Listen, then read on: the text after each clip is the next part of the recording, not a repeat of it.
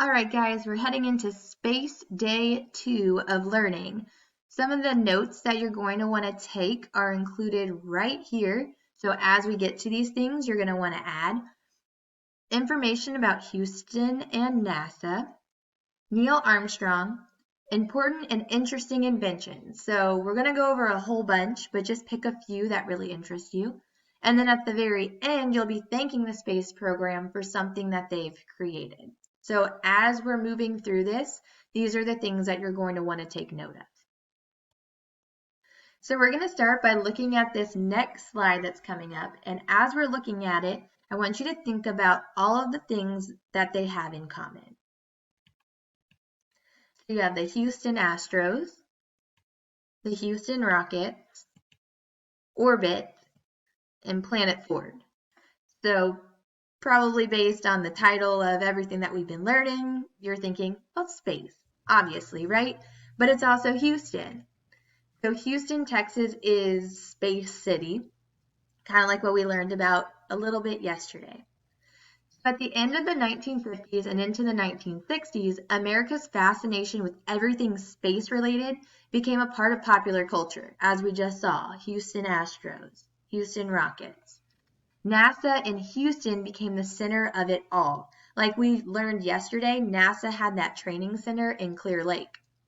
On July 20th, 1969, Neil Armstrong reported from the moon. Remember, he was the first one to land on the moon. And he said, Houston, Tranquility Base here, the Eagle has landed. So some of the things that you might want to stop and take a quick note of is that Houston is really the main center for NASA. 1969, Neil Armstrong stepped on the moon, and then you might want to write down what he said. There was a certain amount of nervousness and apprehension about the unknown of space. With anything that's kind of unknown, we're a little bit hesitant on what could happen because of it. And astronauts were like that, and they were required to be quarantined after every space flight. So like what we're doing now, they had to do after every space mission because people weren't really sure about space germs and what poking a hole in the atmosphere might unleash.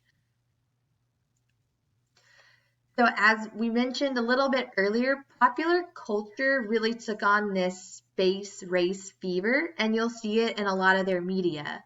So the Jetsons came about, Lost in Space, The Twilight Zone, Star Trek, and The Outer Limits. So all of these different media type things really took on this idea of space. It was just a really popular fad at the time. Now we're going to look at some of the things that space gave us. So without space travel, we might not have these things. And these are some of the things that I'm going to go through them kind of quickly, and you can go back and view the ones that really interest you when this is done, or you can rewind, hit pause, however you want to do that. So one of the things is camera phones, which came in the 1990s, and they were created because this laboratory was working to create cameras that were small enough to fit on spacecraft. They also came up with scratch-resistant lenses. CAT scans came about, LEDs, so red LEDs are being used in space to grow plants and heal humans on Earth. So that's kind of how those two things work together. Landmine removal, which if you don't know, a landmine is in the ground, and if you hit it, or like step on it, then it'll explode or blow up. And they created a way to where you can burn a hole through the mine without it detonating. Dustbusters came about, so they used it it was developed as like a way to collect samples on the moon. Ear thermometers, home insulation, the jaws of life, wireless headsets, so like headphones essentially, which came about because they needed a way for astronauts to be hands-free without wires. Memory foam, so if you have a nice comfy memory foam mattress, you can thank space for that.